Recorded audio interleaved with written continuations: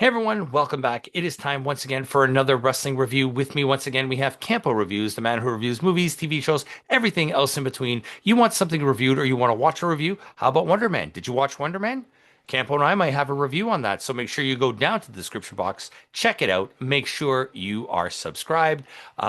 Follow us on Spotify. Our Spotify is growing. We are trying to get to 1,000 subs before the end of the year. If we do get to 1,000 subs, Campo and I will eat 1,000 subs. We're going to get a variety. Jersey Mike's, Mr. Sub, get a few different ones. Yeah, Yeah. So Firehouse. tonight, we're not talking about subs. We are talking about TNA, No Surrender. This, we'll start, I guess we'll start with the pre-show match.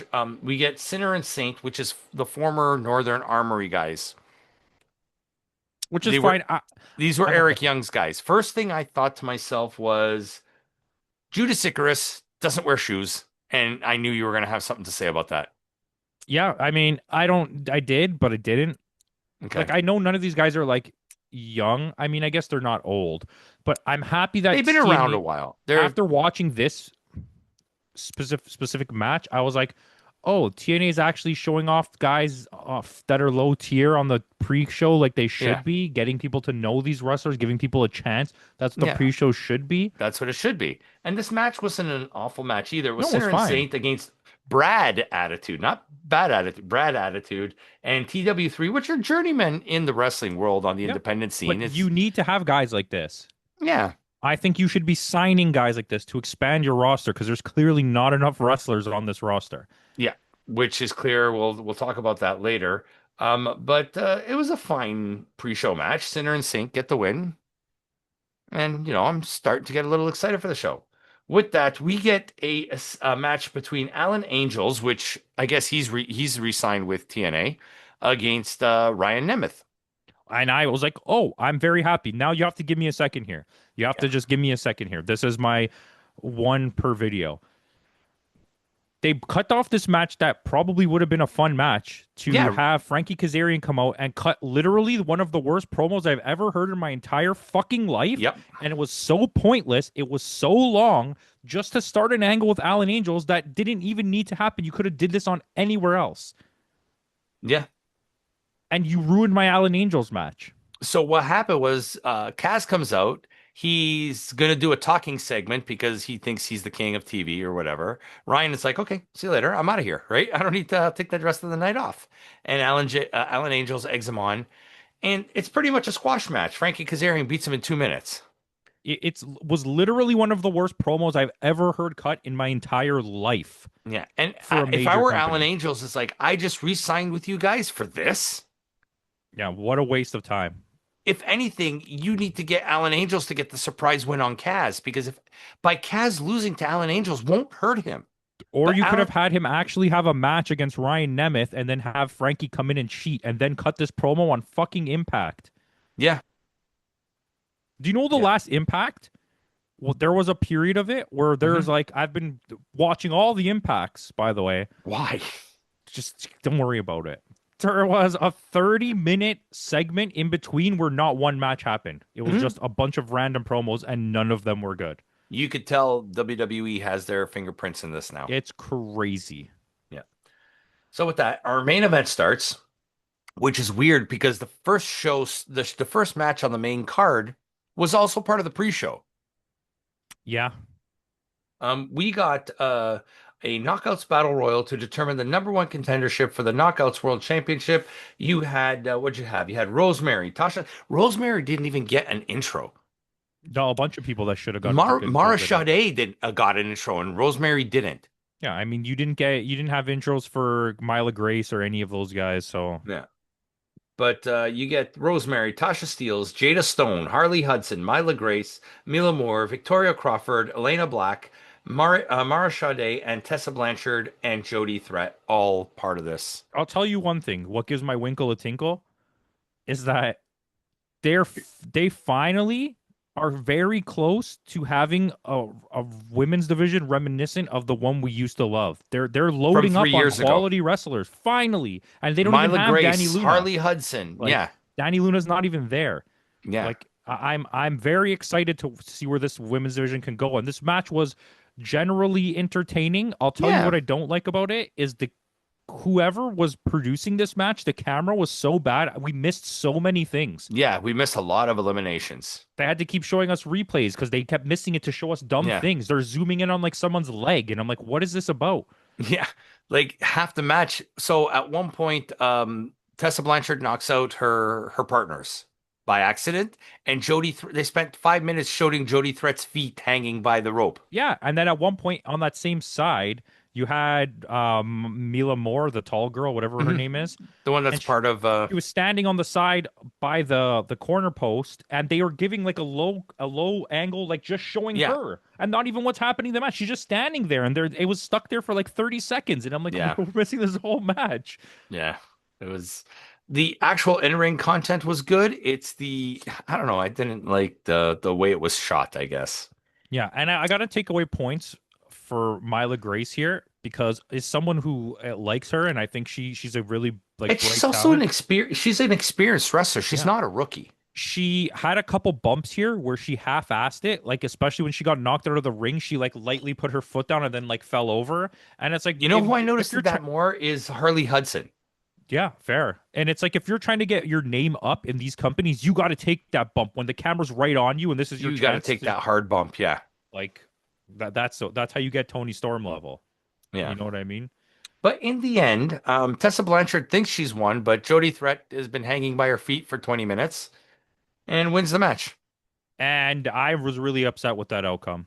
I think you if the amount of dumb tease with Tessa now is just driving me nuts. But Just the let her thing is, fight for the belt. but the thing is, as much as we like Jody Threat, she's not, to me, No, she's not a contender for the championship. no. She's good in the tag division. She's good as a mid-carder, but she's not world championship. And if we want foreshadowing WWE to stop winning the women's tag belt, I mean championship belt, you need to have someone like Tessa Blanchard who literally will go on like a 2 year run of being undefeated as the champion. Yeah, Because right now, absolutely. no one they're giving the belt to feels believable. Like I don't believe anybody's like a real champion that they're Yeah, giving the belt to. agreed.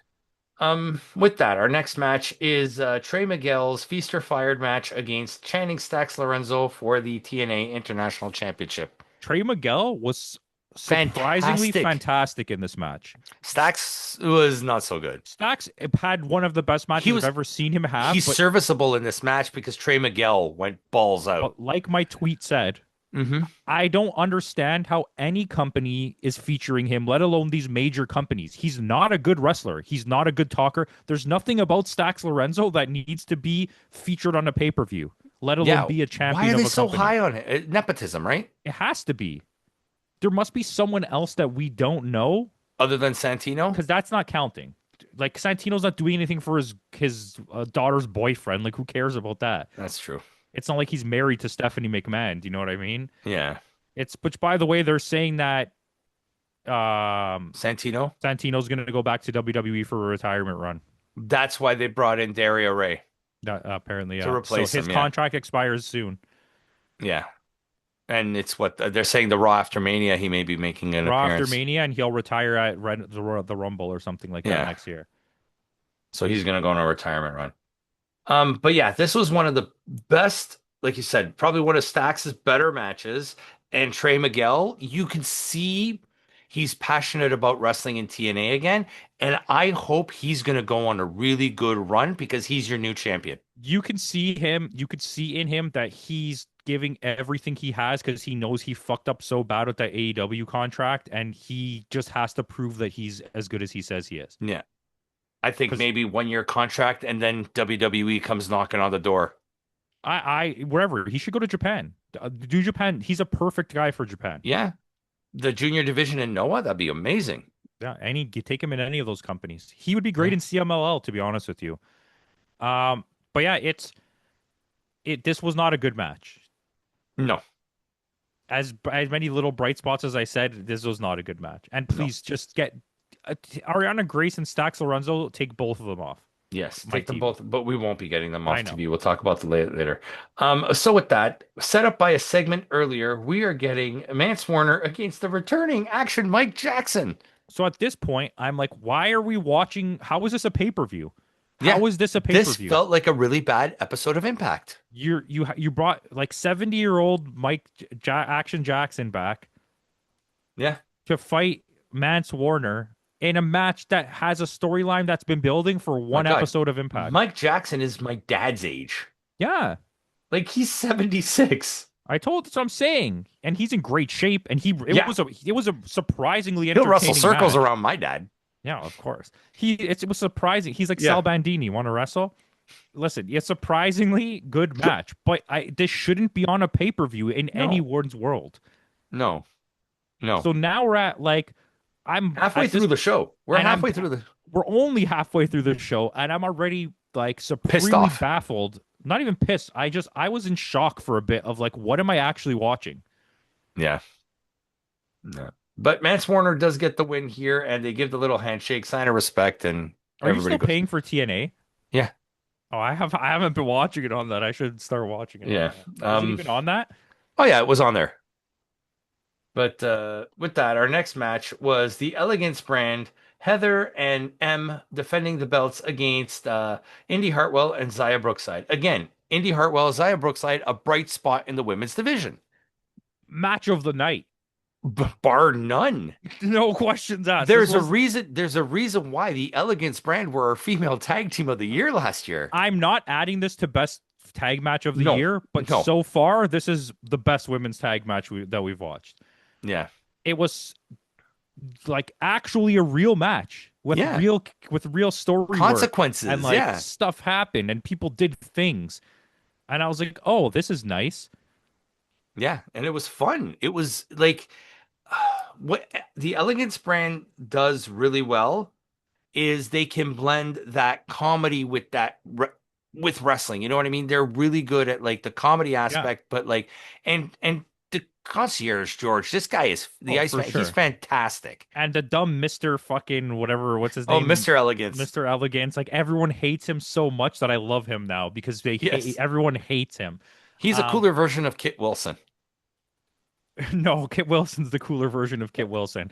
Um, but like It was good. It was the fun. fact that you're doing what you're doing with the Elegance brand and you picked actually two very capable indie wrestlers to be them and not just like Mhm. NXT. It's just like, oh, two random athletes showed up. Now they're the new tag team. Yeah, You know what but I mean? Like, these and are what I love too is Heather and M. One's like 4'11", the other one's like 6 feet tall. oh, by the way, TNA is dominating in the tall lady category. Oh, I know, eh?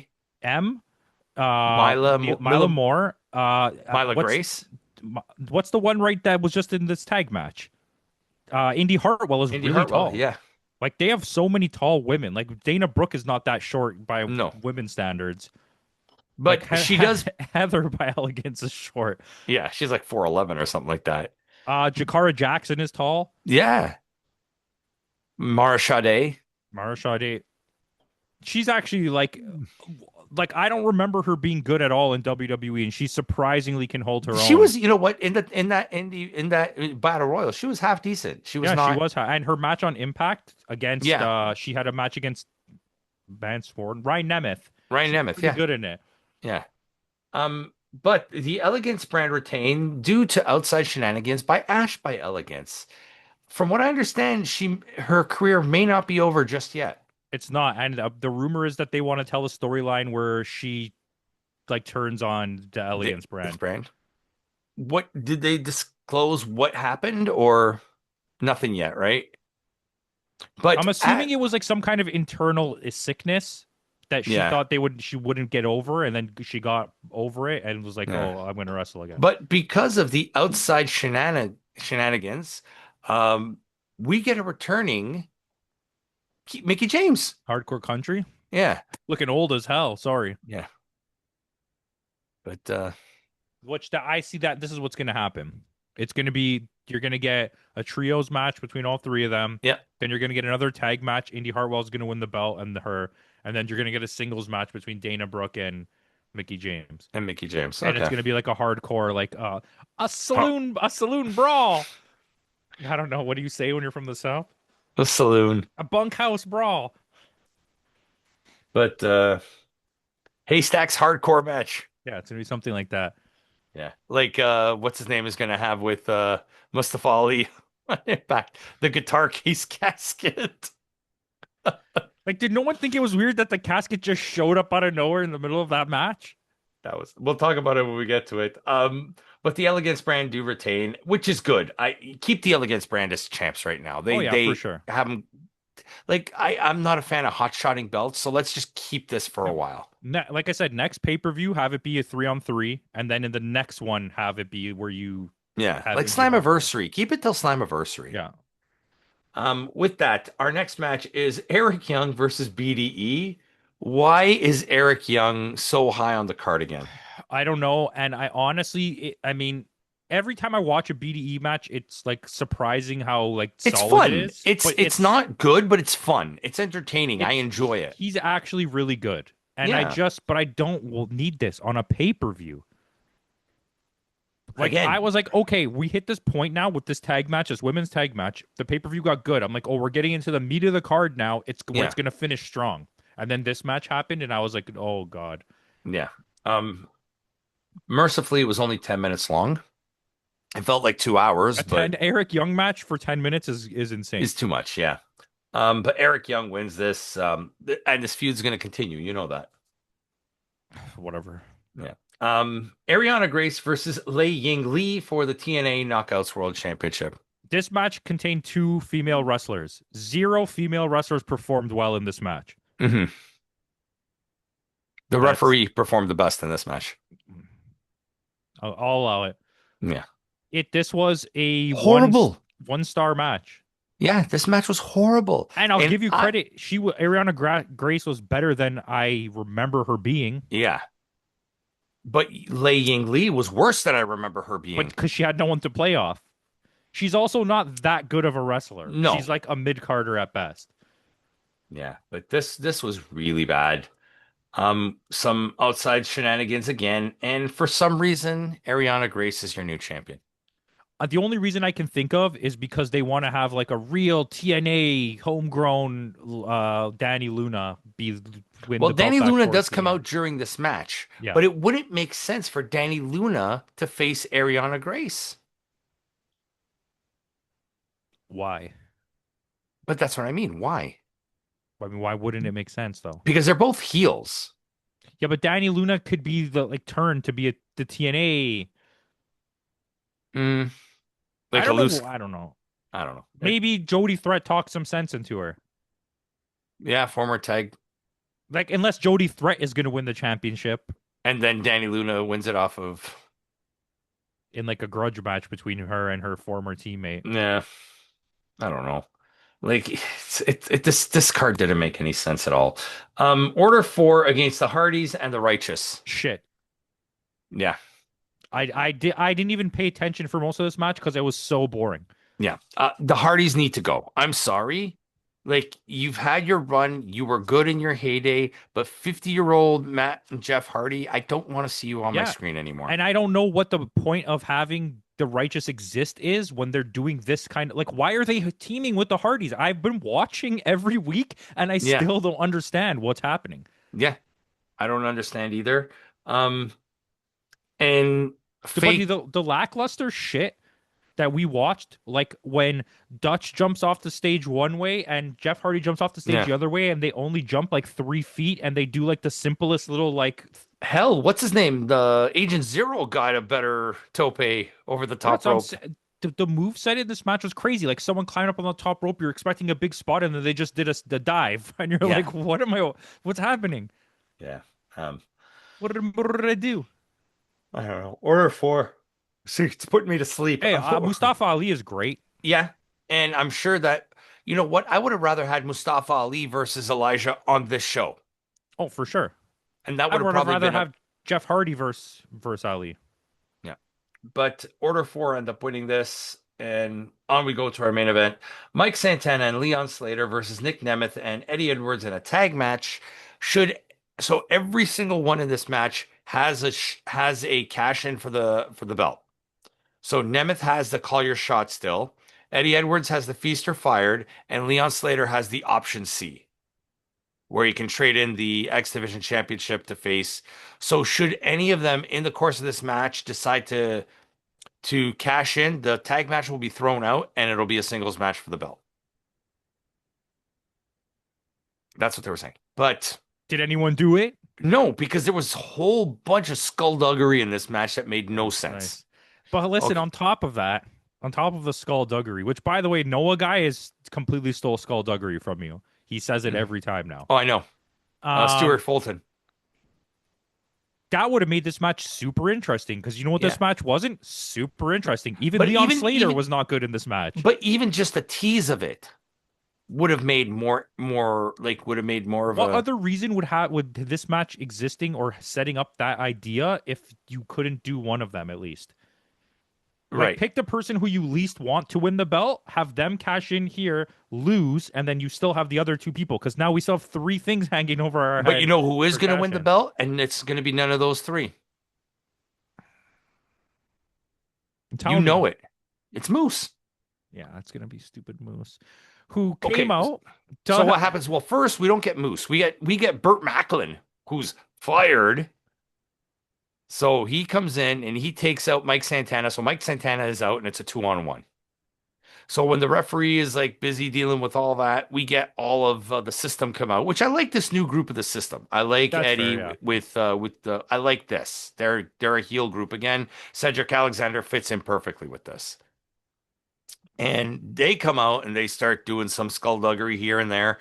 And Moose comes out to even the odds, takes out Eddie Edwards, and they get to the back. So eventually, this match is just a one-on-one match anyway between Nick Nemeth and Leon Slater. And good on Leon Slater. He gets the pin on Nick Nemeth. That's a feather in your cap for your career. But this match made no sense. Yeah, no, yeah, no, and it was kind of long feeling. Oh yeah, There, it was long. It was like 24 minutes. there was a lot of interference, and even Yeah. Leon Slater didn't look good in this match. No. I don't know what the idea. Don't this is the like drives me nuts. This is like I don't even want this as a main event on an episode of a TV show. Like the way AEW constantly ends every episode with a goddamn multi-man match, it hmm drives me nuts. I know it's because the time constraint, you don't want to have like your big title match Yeah. at the end because then people know when it's going to end. But this is a pay-per-view. Yeah, this is a Well, it's a fucking pay-per-view. yeah, it's a premium live event, but yeah. I didn't like the show at all. I gave this a 5.9. I gave it a 6, so that's Yeah. that's I can't believe that's two back to back. I wonder if we're going to be that close on the next one. Yeah, I don't know about that, but I because like I don't think this is unwatchable. I just think what is the point of all of this pay-per-view? you had one excellent match. A couple decent matches, but one excellent match, which was the women's tag match.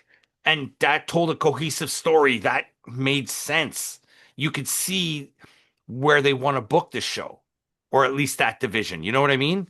Yeah.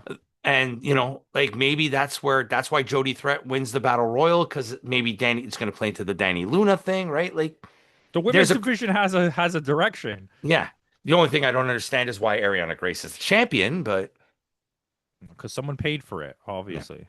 But yeah, this was not good at all. It's like you said, it's not unwatchable. There's a couple things we can watch. You can watch off of this, but Don't watch it. it's not worth if you're paying money for it, don't. So with that out of the way, guys, thanks again for joining us. Make sure you tune in tomorrow. Tomorrow, our final review of the week, we'll be reviewing AEW's Grand Slam in Australia, Grand Slam Collision in Australia, they're calling it. So make sure you tune in tomorrow for that. And with that out of the way, in the words of Kenny Omega, goodbye and good night.